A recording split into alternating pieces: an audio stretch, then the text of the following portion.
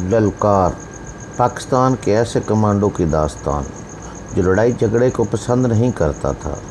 सियासत ने, हालात ने और पुलिस ने उससे उसका प्यार छीन लिया। वो आदमी बेजार हो गया। फिर एक दोस्त ने उसकी ज़िंदगी बदल दी। वो दिन ब दिन फुलादे जिस्म और अरादों का मालिक बनकर अपने और मुल्क दुश्मनों पर टूट पड़ा। दास्तान की तरफ चलने से पहले चैनल को सब्सक्राइब करें, लाइक करें और शेयर करके अपनी मोहब्बत का सबूत दें। शुक्रिया। ललकार किस्त नंबर 84। छोटे सरकार ने कदर चौंक कर कहा, हाँ ये बात हमने भी सुनी। मोहन कुमार तासुफ से बोला, इस छोरी सुल्ताना ने महाराज की इस मोहर का इस्तेमाल किया और हुक्म जी से अपनी और मरोज की जान बख्शी करवाने में कामयाब रही। इसके लिए हुक्म जी को बहुत तकलीफ उठाना पड़ी। बुद्ध मत के मानने वाले बहुत से लोगन हुक्म जी के खिलाफ हो गए। वो हरगज ना ही चाहत थे कि इनके अपराधी को इस तरह माफ कर दिया जाए और एक मुस्लिम लड़की डंके की चोट पर इसको अपना पति बना ले। ऐसे लोगों को राम करने के लिए हुक्म जी को बहुत कोशिश करना पड़ी। बहरहाल उन्होंने किसी न किसी तरह अपने पिता का दिया हुआ वचन निभा दिया। इस मौका पर सुल्ताना ने फिर बोलना चाहा, मगर छोटे सरकार की तरफ से उसे खामोश कर दिया गया। मैं हक्का बक्का खड़ा था। मेरे बारे में जो तफसीली बातचीत हो रही थी उसका कोई सिरा मेरे हाथ नहीं आ रहा था। बस किसी वक्त जहन में झमाका सा होता था और लगता था कि कोई टूटा फूटा मंजर या बिखरी हुई कोई आवाज़ याद आ रही है। सफूरा के नाम ने भी मेरे दिमाग में खलबली मचाई थी और मेरा शक दुरुस्त साबित हुआ था कि जिस कैदी औरत का नाम कोर्टी लिया जा रहा है वो मैडम सफूरा ही हो सकती है। छोटे सरकार ने मोहन कुमार को मुखातिब करते हुए कहा, तुम अपनी बात जारी रखो।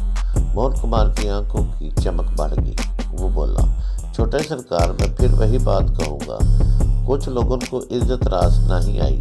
हुक्म जी हम सब से ने बहुत कोशिश की कि ये लड़की किसी तरह संभल जावे, मगर ये संभलने की बजाय और बिगड़ती चली गई। रत्ना देवी से उसने अपना विरोध इतना बढ़ा लिया कि इनकी हवा पर भी तलवारें चलाती है। हुक्म जी के सामने अब उसके सिवा कोई चारा नहीं कि वो इसे कानून के मुताबिक सजा दे। हम आपसे दरख्वास्त करते हैं कि उसे हमारे हवाले किया जाए और उसके नुमाइशी पति को भी, ताकि हम इन्हें हुक्म जी के सामने पेश कर सकें। मैंने देखा सुल्ताना का चेहरा सुर्ख अंगारा हो रहा था, ताहम वो छोटे सरकार के हुक्म की वजह से चुप थी। छोटे सरकार इनके एक मुसाहिब ने एक बार फिर अपने सामने फैले हुए कागजात को देखा। तब छोटे सरकार ने गहरी सांस लेते हुए सुल्ताना को मुखातब किया, क्या ये बात दुरुस्त है कि तुम अपने घर के चुबारे से पगोडा के शहर में तांका झांकी करती थी और तुमने वहाँ सजा काटते हुए महरूज से आंख लड़ा रखी थी? ये बिल्कुल गलत है छोटे सरकार। इन लोगों ने जो कुछ कहा है वो सब झूठ का पलंदा है, इसमें कुछ भी सच नहीं। वो बेहद पुरजोश थी। छोटे सरकार ने उसे टोका, हम जो कुछ तुमसे पूछ रहे हैं बस उसका जवाब दो। क्या ब्याह से पहले मरोज से तुम्हारा कोई नाता था? नहीं सरकार, मैं बिल्कुल सच कहती। मैं इसको अपने घर की छत पर से देखती जरूर थी और मैं कोई अकेली इच नहीं देखती थी, और भी अड़ोस पड़ोस के लोग देखते थे। इसकी और दूसरे दो कैदियों की हालत बहुत पतली थी। इनके पाँव में रस्सी की बेड़ियां रहती थी और ये सारा दिन पगोडा के काम करते थे। झाड़ पूंछ करते थे, फर्श धोते थे, नालियां साफ करते थे। बड़े भक्षों की मुट्ठी चापी और खिदमत भी इनका काम था। इनको बस दोपहर के वक्त खाना मिलता था और वो भी ये मांग कर लाते थे। शाम से जरा पहले इनको पगोडा की सीढ़ियों के सामने, जहाँ लोगों की गड़ावी और जूतियां पड़ी रहती थी, औंधा लटाया जाता और बैद मारे जाते थे। दोनों मर्दों को 10-10, औरत को 6। छोटे सरकार दूसरों की तरह मुझे भी इन 3 लोगों पर तरस आया था। इस वक्त मरोज मुझे अपने एक मुसलमान भाई की तरह लगता था, एक ऐसा भाई जो अपने वतन से दूर एक सख्त मुसीबत में फंसा हुआ है, लेकिन फिर एक दिन तुमने अचानक इससे शादी कर ली और इसकी शादी को बचाने के लिए एड़ी चोटी का जोर भी लगा दिया। छोटे सरकार ने सवाल किया। वो अशकबार लहजे में बोली, छोटे सरकार, मुझे आपके इंसाफ पर पूरा एतबार है, लेकिन सरकार अभी तक आपके सामने इस तस्वीर का बस एक इंच रुख है और ये बिल्कुल गलत रुख है। दरगाह में जानने वाले अच्छी तरह जानते हैं कि मेरे वालिद ने अचानक मेरी शादी बरोज से क्यों की। इसके पीछे क्या वजह थी? इसके पीछे बस एक वजह थी, छोटे सरकार, मेरे घर वाले मेरी इज्जत बचाना चाहते थे। मोहन कुमार भड़क कर बोला, ये मामले को उलझाने की कोशिश करता है छोटे सरकार। देखो मोहन कुमार, तुम्हारी पूरी बात सुनीगी, आप मुझे इससे अपने सवालों का जवाब लेने दो। छोटे सरकार ने मोहन कुमार को टोका।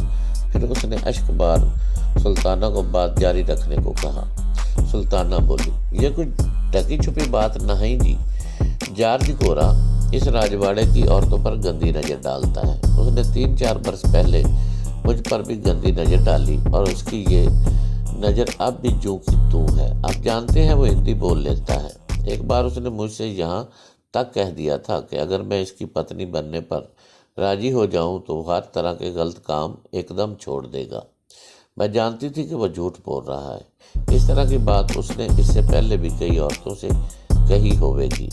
वो औरतें मेरी तरह आम नहीं होवेंगी, बड़ी बड़ी खूबसूरत होवेंगी। ये औरतबाज बंदे तो ऐसे ही होते हैं। ये हर मिस्ट्री की शान में गुस्ताखी कर रही है। छोटे सरकार, खुदा बख्श ने बढ़ कर कहा, यह सबूत के बगैर इल्जाम लगावत है। छोटे सरकार ने सुल्ताना को तंबीह की, तुम गलत अल्फाज इस्तेमाल नहीं करो और अपने जवाब को सिर्फ इस तक रखो, तुम्हारा ब्याह अचानक बरोज से कैसे हुआ? सुल्ताना ने ओढ़नी से आंसू पूछते और बच्चे को कंधे से लगाते हुए बोली, छोटे सरकार, मैंने गोरा साहब को साफ इनकार कर दिया था, पर उसने कभी भी मेरा पीछा नहीं छोड़ा। वो हुक्म जी को मेरे खिलाफ भड़काता रहा और मुझे पाने की तदबीरें सोचता रहा। मुझे अफसोस के साथ कहना पड़ता है कि हुक्म जी भी उसकी बातों में आ गए, बल्कि पूरी तरह उसकी हाँ में हाँ मिलाने लगे। ये 2 साल पहले की बात है। 7वीं का जश्न आने वाला था। आप जानते हैं 7वीं के जश्न में राजभवन के अंदर खास इंतजाम किए जाते हैं। पुराने रिवाज के मुताबिक 7 रंगों के लिए 7 लड़कियां चुनी जाती हैं। इनको फिर यूं या परियों का खिताब दिया जाता है। एक वक्त था जी कि जब किसी भी लड़की के लिए परी बनना और राजभवन में जगह हासिल करना बड़ी इज्जत की बात होती थी। इसका जीवन संवर जाता था। मगर अब वो पहले वाली बात कहाँ रही थी। सब जानते हैं कि क्या होने लगा है। फिर भी बेशुमार लड़कियां हैं जो परी बनकर राजभवन में जाने के सपने देखती हैं। तुम अपनी बात को सिर्फ अपने जवाब की हद तक रखो। छोटे सरकार ने उसे टोका। माफ़ी चाहती हूँ सरकार, मैं 7वीं के जश्न की बात कर रही थी। राजभवन की कुछ औरतें मुझे ये खुशखबरी सुनाने आई कि मेरा नाम इस साल चुनी जाने वाली 7 लड़कियों में लिया जा रहा है। बहुत आशा है कि मैं चुन ली जाऊंगी। छोटे सरकार, मैं जान गई कि मेरे साथ क्या होने वाला है। मैं दुख के समुंदर में डूब गई। मुझे पता चला कि सिर्फ और सिर्फ गोरा साहब के लिए राजभवन में मुझे ले जाया जा रहा है। मैं वहाँ सिर्फ गोरा साहब की रखेल बनकर रह जाऊंगी। मैंने और मेरे घर वालों ने फैसला किया कि हम ऐसा ना होने देंगे। मुझे 7 लड़कियों में चुन लिया गया। मेरा रंग लाल था, मगर जिस रात हुक्म जी के आदमियों ने मेरे माता पिता से चुनाव की रस्मी इजाज़त लेने के लिए आना था, दोपहर के वक्त मेरे पिता ने मरोज से मेरा ब्याह कर दिया। ये पहले से पता नहीं था कि मेरा मरोज से ब्याह होगा, ना ही हमारा कोई मंसूबा था। इस वक्त कोई भी मुसलमान लड़का मिल जाता और राजी हो जाता तो मेरे पिता ने उससे मेरा निकाह पढ़वा देना था। आप जानते हैं कि ब्याहता लड़की राजभवन की परी नहीं बन सकती। मैं भी परी बनने से बच गई, लेकिन इसके बदले में हुक्म जी का गुस्सा झेलना कोई आसान काम नहीं था। हम सब जानते थे कि हमारे साथ बहुत मुश्किल होगा। पिताजी ने फैसला किया कि वो इस मुश्किल वक्त से गुजरने के लिए महाराज प्रताप बहादुर की दी हुई मोहर से काम लेंगे। ने बेहद बेचैनी से अपनी चौड़ी ठोड़ी को खुजाया और बोला, गुस्ताखी माफ छोटे सरकार। ये चोरी अपनी चरम ज़बानी से मामले को उलझाना चाहत है। ये हमारी तवज्जो असल सूरत से हटा रही है। कभी को सफ़ेद कहने से वो सफ़ेद नहीं हो जाना। सारी दरगाह जानत है कि ये ठीक औरत नहीं है। अपने काले करतूत छुपाने के लिए ये दूसरों पर घिनौने इल्ज़ाम लगाती है और जब इसका जवाब दिया जावत तो मरने मारने पर उतर आती है। रत्ना देवी जी के साथ भी इसका झगड़ा ऐसे ही शुरू हुआ था। उसने उनके रुतबे का ख्याल किए बगैर पहले मुँह मारी की, फिर हाथापाई पर उतर आई। यह भी बिल्कुल झूठ है सरकार। मैं बड़ी से बड़ी कसम खाने को तैयार हूँ कि मैंने रत्ना देवी से कुछ नहीं कहा। मेरा और उनका भला क्या जोड़। मैं एक नसीबो हमारी बेसहारा लड़की, वो राजभवन की रानी। मैं तो उनसे अपनी जान बचाती फिरती थी, पर वो किसी सूरत मुझे क्षमा करने को तैयार नहीं थी।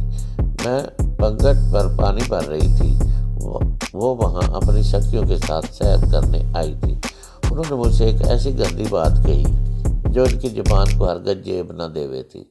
मैंने सिर्फ इतना कहा कि इतने बड़े मुंह से इतनी छोटी बात मत कहें। बस वो इसी बात पर भड़क गई और पालकी छोड़कर मुझ पर कूद पड़ी।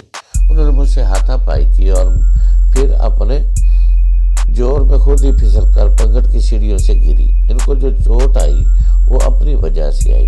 वहाँ बॉस ने अपनी आंखों से सब कुछ देखा, लेकिन मैं जानती हूँ कि अब किसी में इतनी हिम्मत नहीं होगी कि वो इस बात की गवाही दे। आप जानते हैं यहाँ खजूर का कोई गरीब का कोई साथ नहीं देता छोटे सरकार।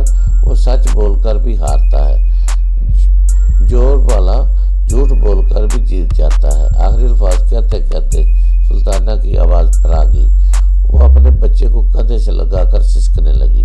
उसके बालों की लंबी लंबी लिट्टें उसकी ओढ़नी से निकलकर उसके चेहरे पर झूल रही थी। हाफिज खुदा बख्श ने कहा, यह अपने गुनाहों पर पर्दा डाल रही है जी। असल में इसने मरोज जैसे दीवाने से ब्याह किया, इसलिए था कि ये अपने करतूत को छुपाना चाहती थी। हम सब जानते हैं ये हरजाई है, इसके कई याराने हैं। बाप बूढ़ा हो चुका है, भाई बहुत अरसे से बीमार पड़ा है। इसको किसी का डर खौफ नहीं है। यह झूठ है, इल्जाम है सुल्ताना चलाई। मैं इन सब लोगों को जानती हूँ। हुक्म जी के खास बंदे हैं। इनके मुंह में हुक्म जी की जबान है। इस दौरान में गनी साहब ने भी दबे लहजे में सुल्ताना की हमायत में चंद फिक्रे बोले। उन्होंने कहा कि एक ऐसी लड़की जो माँ भी है, किसी ठोस सबूत के बगैर ऐसे संगीन इल्जाम नहीं उस पर लगाए जाने चाहिए। उन्होंने कहा वो इस लड़की को घराने को किसी हद तक जानते हैं। वो इज्जतदार, सच्चे और निडर लोग हैं। अगर इस लड़की वाकई ही ये बदचलन होती तो कभी चुपके से ना बैठे रहते। छोटे सरकार ने दोनों तरफ का मौक़िफ़ वज़ाहत से सुना और मज़ीद चंद सवालात किए। फिर वो मेरी तरफ मुतवज्जो हुए।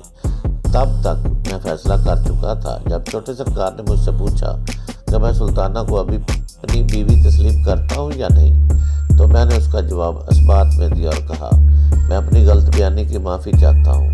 कल मैं पूरी तरह अपने हवास में नहीं था। सुल्ताना के साथ मेरा ब्याह हो चुका है। इसकी गोद में जो बच्चा है वो मेरा ही है। इस बात का पता कैसे चलेगा कि तुम कल अपने हवास में नहीं थे या आज हवास में नहीं हो? छोटे सरकार ने कहा, मैं जो कह रहा हूँ दुरुस्त है छोटे सरकार। ये मेरी बीवी है, ये मेरा बच्चा है। मेरी बीवी पर झूठे इल्ज़ाम लगाए जा रहे हैं। यह घर गृहस्थन है, ये पूरी तरह मेरी वफादार है। ये हुक्म जी और उसके दोस्त की बदनीति है कि वो हाथ धोकर हमारे पीछे पड़े हुए हैं। इनके जुल्म से बचने के लिए हमने जरगा छोड़ा है, लेकिन ये लोग यहाँ भी हमारे पीछे हैं।